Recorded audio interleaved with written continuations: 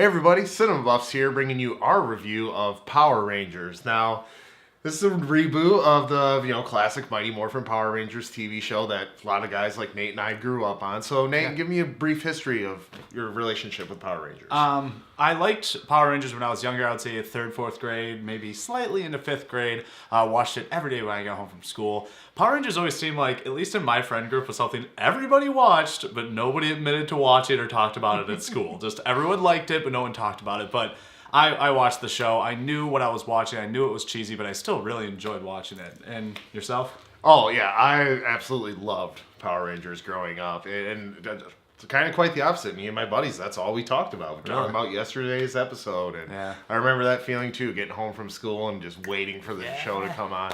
So I was very excited about this new movie because I was such a fan of the show and not so much the movie growing up.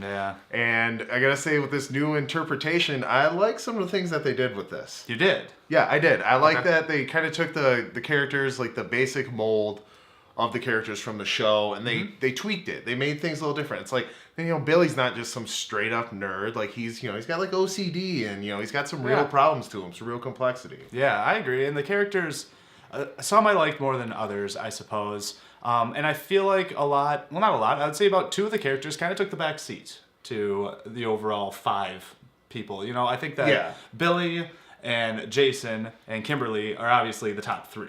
Yeah, they were at the forefront. Yeah, of like plot, character develop, things like that. I felt like the other characters sort of had their backstory shoehorned in. But I do think these are more relatable characters for teenagers or kids today. They are interpreting it for our generation. The one thing that I had a problem with a little bit was its rating. It is a PG-13 movie, and I want to compare it to the movie Real Steel with Hugh Jackman, where I was like, they could have just made this PG. And they could have made this movie PG. I don't know why they took this edgier route when really Power Rangers is for kids.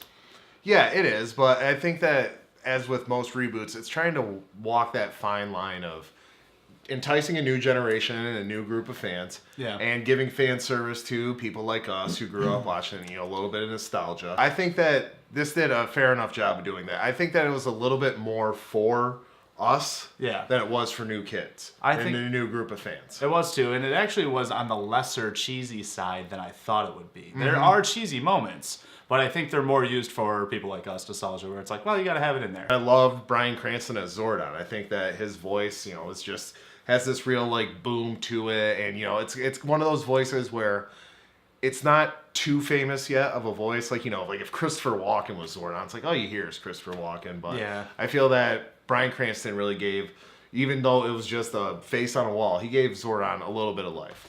I disagree with that. Oh. I did not like Zordon. I like Bryan Cranston. I like his voice. I like his face. But Zordon in this movie was not sympathetic. He was borderline selfish. He didn't believe in the Power Rangers at all. And I felt like that was the whole point of the original show, was like believing in the Power Rangers. Yes, you guys are ragtag, and yes, you're teenagers, but you're powerful enough. You're strong enough. And this, he's like, you're just a bunch of kids. What am I going to do with you? How am I going to be alive with you kids in charge? Like, I just didn't like him. I thought he was kind of a downer. All right, Nate, so Zordon rubbed you the wrong way, but what'd you think about the other returning characters? What'd you think of Bill Hader's Alpha 5? I thought Alpha 5 was fine. I liked Alpha 5. I did. He wasn't nearly as annoying as the Alpha 5 from the television show whatsoever, so that was kind of nice.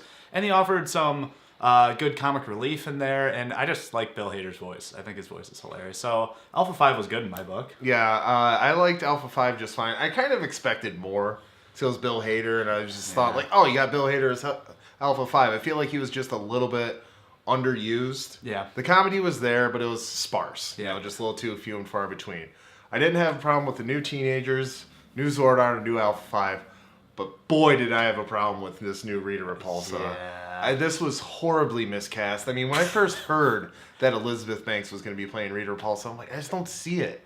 I don't see it being a good fit. And then I saw the trailer, and I'm like, her design is okay. Yeah, I just didn't buy her performance. I don't think she has the right voice. I mean, no disrespect to Elizabeth Banks. I think she's a fine actress, but I just think she was miscast in this role. Yeah, I think so too. And also her line delivery was, once again, cheesy, but not faring on the charmingly cheesy side. It just seemed forced, and like you said, I think miscast is a perfect way to describe this villain. Also, she didn't have anything to work with as like a partner villain. In the television show, she has a lot of cronies, people she talks to, goons, and like people that send to do tasks for her and things. And this, she's all by herself, and it's just this woman that's looking for gold. Pretty much the whole and she might have benefited from that for another character to bounce off of. I think so. But it's just she has this, like, in the beginning when they're showing her, I'm like, oh, maybe she's pulling it off. Yeah. Once they give her more dialogue, and I think that was the big problem, her delivery of the dialogue. Yeah. It just didn't feel authentic. It felt like her, like,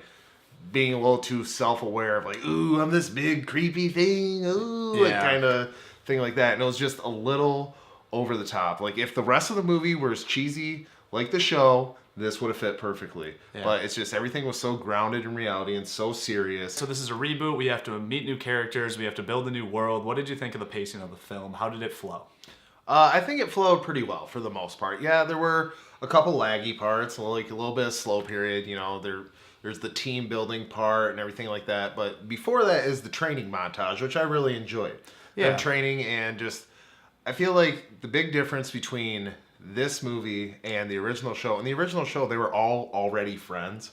True. And then this happened. Yeah. And in this one, like, these kids hardly know each other, and they're kind of outcasts and everything, and they band together. Yeah. And I feel, and like, I kind of got like a little bit of Breakfast Club feel. Oh, totally. A little bit. Yeah. Like, these kids, you know, they all kind of like loners in their own right. They all have their own issues. Even if they're in their own social circles, and they all got a little bit of a dark side, a little bit of a dark history to them. Yeah, and I think that's one thing that they got about this plot, right, was them being strangers and coming together, and really actually them becoming friends and trusting each other was something that had to happen for them to achieve their abilities. And I thought that was a good lesson to throw into the movie, and I thought it was done fairly well. I did think it lagged at points. I thought that it kind of lacked on action. It had action, but once again, it was more grounded. It was more realistic chase scenes, running from cops or something like that. Really, it crams the action at the end. Yeah, the third act, like, that was probably the biggest pacing issue I had. The third act it felt long. It didn't run long,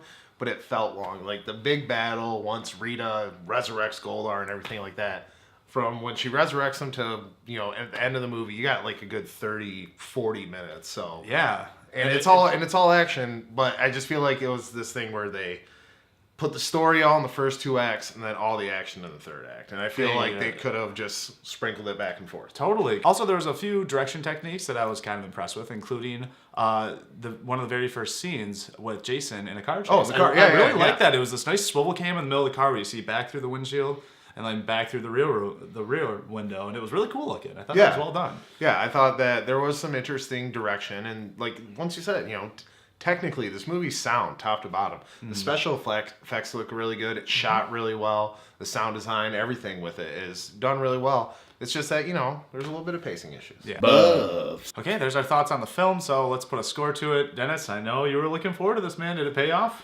I was looking forward to this, and for the most part, yes, it did pay off. I will say the big disappointment in the movie is Elizabeth Banks as Rita Repulsa. I just didn't like it. I didn't buy it, and there were times it took me out of the movie. And yeah, a little bit of pacing issues at the end, but overall, I had a good time watching this movie. It was a good nostalgia trip, and it was a fun action-adventure movie, and I look forward to the franchise moving forward. So I'm going to give this one a 7 out of 10. Okay. I didn't enjoy it as much as you, but I also didn't have that high of hopes for it either. There were little things in there trickled in that surprised me, I enjoyed, but for the most part, pacing, all the villains, and really Zordon let me down quite a bit, and just all in all, I was just meh. So I'm going to go 6, which is still, you know, not terrible, but not great. Yeah, I think if you're a fan of the show, you'll enjoy it. Yeah.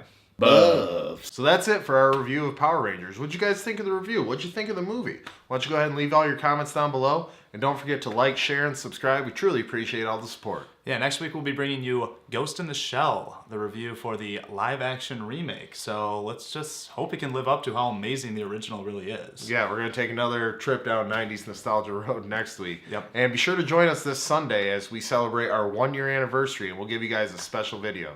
But until then, don't you forget, there's no place like the theater. Hey everyone, Nate from Cinema Buffs.